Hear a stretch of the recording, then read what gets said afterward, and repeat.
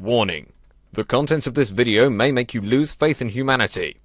Facepalm at your own risk.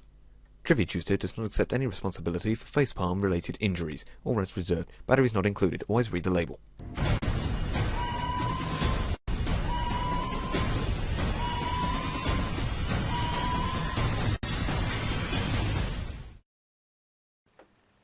I wish to start this video with an apology. Due to technical problems and also an eye problem, I was unable to do a Trivia Tuesday last week. And for this, I apologise. I just wish you'd forgive me, please. Oh, thank you. Thanks for the acting award as well. Thank you. Thank you. I'll put it right here. Anyway, moving on. That's right, to make up for last week not doing one, we're going to have a double bill. We're going to have two topics in one video. Two topics in one. Two for the price of one. Buy one, get one free. Bog off. The rest, you know what's going on. We're going to have two whole topics. Genuine complaints received by travel companies, and also genuine things written on car insurance claim forms. They're both going to be absolutely hilarious. Do stick around for the entire video. It's a double bill, double length, spectacular! Was that too dramatic? Do I need another one? And so we start with genuine complaints received by travel companies. Now, I'm going to presume most of these are British. Some of them do sound very British. They're all going to be done with a British accent. And you're going to lose faith in humanity a little bit, so enjoy! I think it should be explained in the brochure that the local shop does not sell proper biscuits like custard creams and ginger nuts.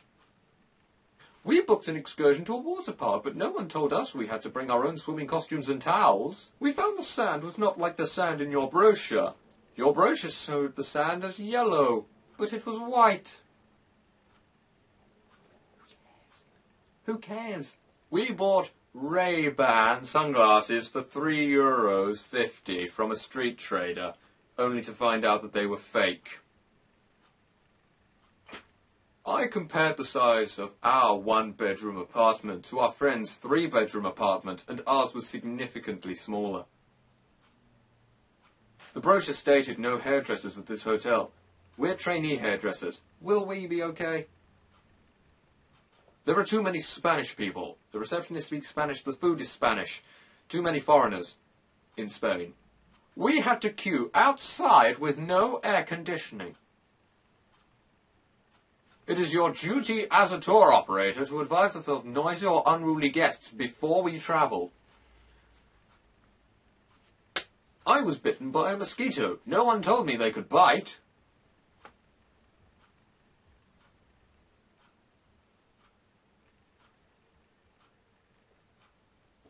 I may have to do a girl's voice for this, but I can't be bothered. So this is going to sound a little weird. My fiancé and I booked a room... Oh, no. I'm supposed to do a girl's voice at this point, but I can't be bothered, so this is going to sound a little weird. My fiancé and I booked a twin-bedded room, but you put us in a double-bedded room. I now hold you responsible for the fact that I am now pregnant. This would not have happened if you'd have put us in the room that we had booked.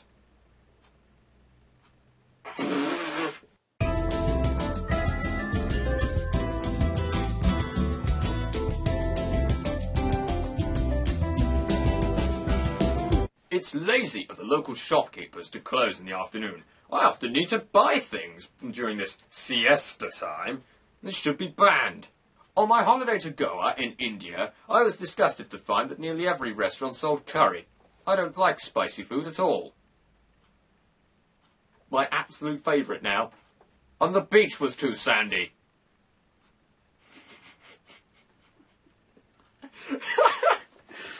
Gone.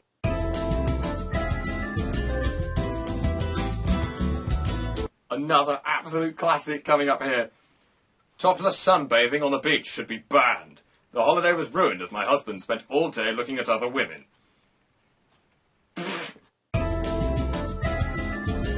No one told us there'll be fish in the sea. The children were startled. Definitely a Brit, this one. It took us 9 hours to fly home to England from Jamaica. It only took the Americans 3 hours to get home. Geography! Not their strong point at all, is it? And so we come on to our second part of our double bill. Genuine things written on claims forms by drivers. You may be facepalming once again in this part, so we are not responsible in case you're facepalming so hard that your hand goes through your face and out the other side. We're not responsible, so facepalm at your own risk.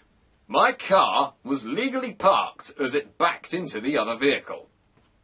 I told the police I was not injured, but upon removing my hair, I found I had a fractured skull. As you do. I was sure the old fellow would never make it to the other side of the road as I hit him. The indirect cause of the accident was a little guy in a small car with a big mouth.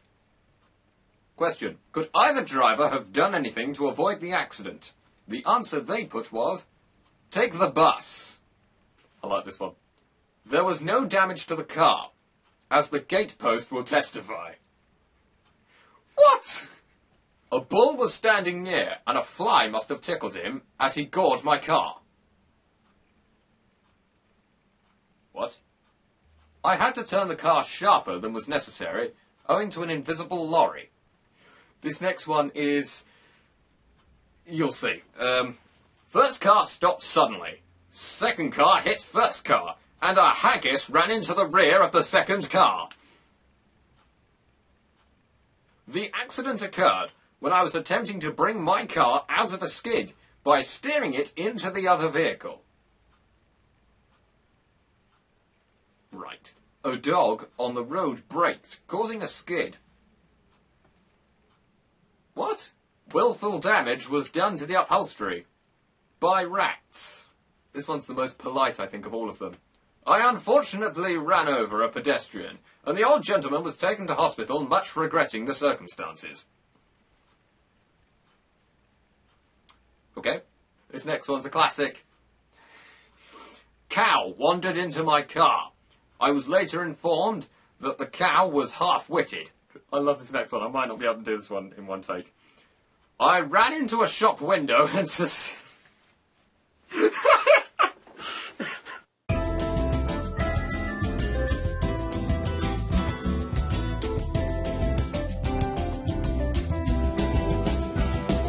I ran into a shop window and sustained injuries to my wife.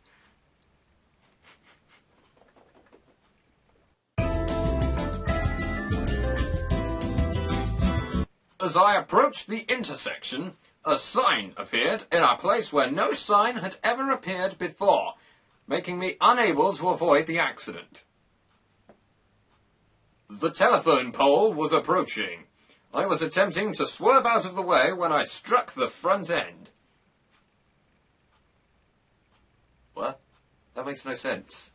This next one is truly, truly brilliant. You're going to love this one. I knew the dog was possessive about the car, but I would not have asked her to drive if I thought there was any risk. What? This one must be American. When I saw I could not avoid a collision, I stepped on the gas and crashed into the other car. Ow. The accident was due to another man narrowly missing me. The car occupant was stalking deer on the hillside. The water in my radiator accidentally froze at midnight. The other man altered his mind, so I had to run into him. She suddenly saw me, lost her head, and we met. Ah! And finally, I misjudged a lady crossing the street. So thank you all for watching this episode of... Sorry? Another award! Oh, thank you so much! I just want to thank everybody who's been involved in the start. Everybody who's supported me. I don't know. Thank you for watching. Like and subscribe if you enjoyed it. See you next Tuesday again. Oh, the awards are coming for the